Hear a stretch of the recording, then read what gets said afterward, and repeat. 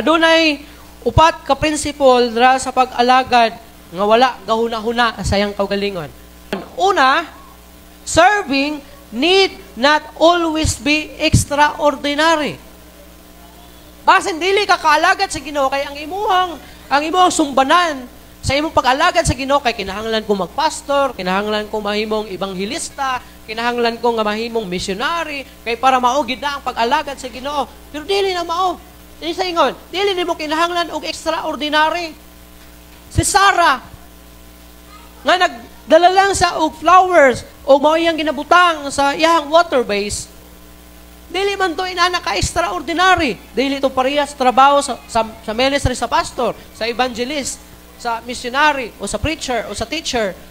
Pero kadto dako na kaayo tong dungog diha sa Ginoo. Kay ini katubang nato sa Ginoo, dili man ka pangutan-on kung pastor ba ka, missionary ba ka, ebanghilista ba ka. Dili man na inana.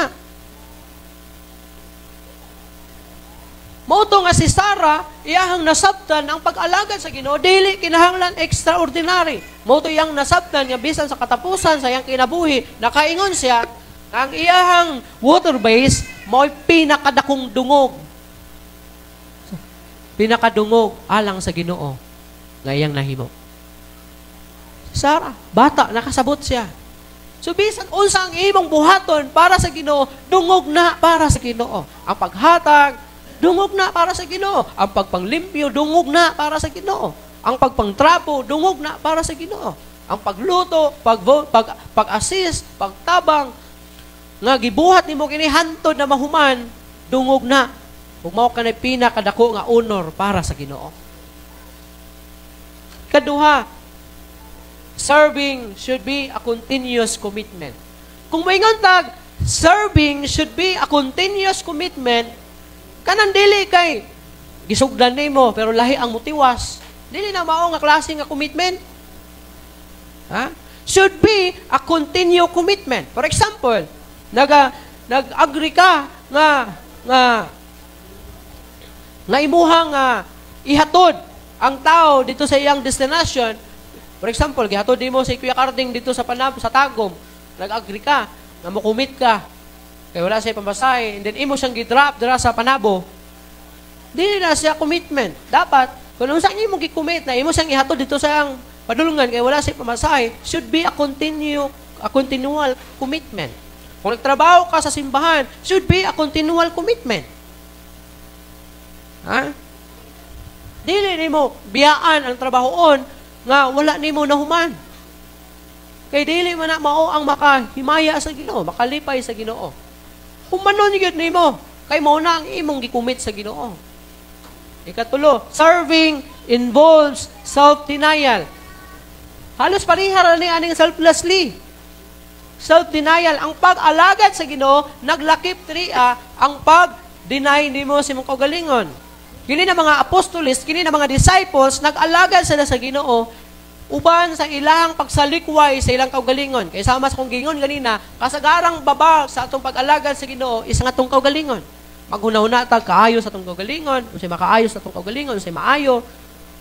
Dili nato gusto pasakitan atong kaugalingon. Gusto nato nga ang atong pag-alagad maprotektahan nato atong kaugalingon. Pero ang pag-alagad sa Ginoo nag-involve siya og self-denial. Dili mo tagaan og bugat na bili ang imong kaugalingon sa pag-alagad sa Ginoo.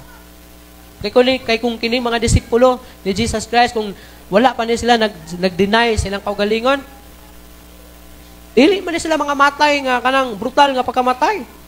Ang uban gipatay pinagi sa bangkaw, ang uban gipatay pinagi sa puspos, ang uban gipatay pinagi sa paglansang sa cross.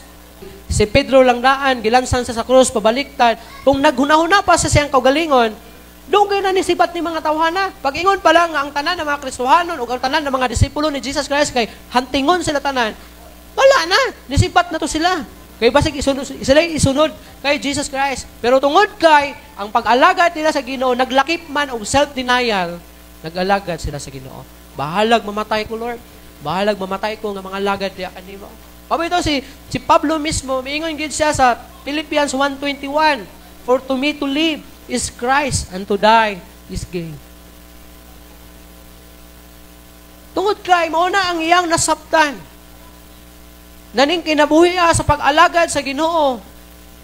Ang kamatayon mao ra gyud kadaugan. Manag kung mga lagad ta sa Ginoo, ayaw kayo hunahuna ang imong kaugalingon. Kay mao nay kasagarang babag, dili ka kadiretso sa pag-alagad sa Ginoo. Kay ginahuna nimo ang imong kaugalingon.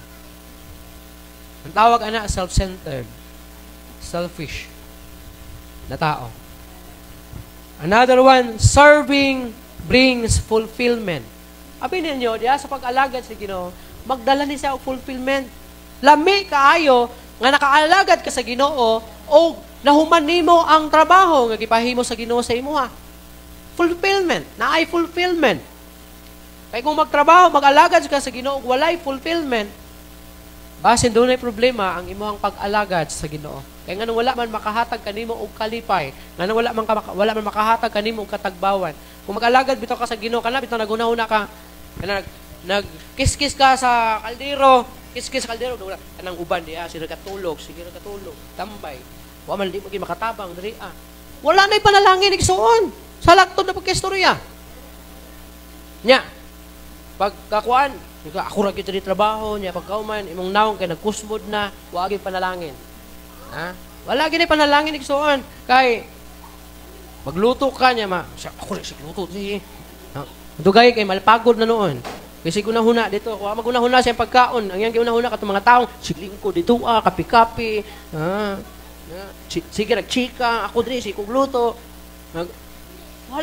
Walay katagbawa, walay kalipay o dili ka magmalipayon kay di man malipay ang Ginoo. So kung mamuhat para sa Ginoo, magamay man siya o madako, kinahanglan mag-alagad ka sa Ginoo nga heartily. Kay nga naman, it brings fulfillment. Kana bitong ang imuhang assignment kay gihumani mo, nahumani mo, and then makaingon ka nga, ay salamat kay para gini sa Ginoo tanan. Ibuhat ako ni para sa kahimayaan sa Ginoo. May magtan-aw man o wala, para man ni sa Ginoo. Mas lami ang reward ng namuhat ka ug lami sa pagbati ng namuhat ka nga way naglantaw sa imo. Kay usay pag may magbalantaw magud sa tuwa, mamotivate ta kay usay mahambugiro man ta. Buhaton ko ni kay pakitang gilas. Dili na. So mamuhat ta para sa Ginoo, para sa kaymanan sa Ginoo.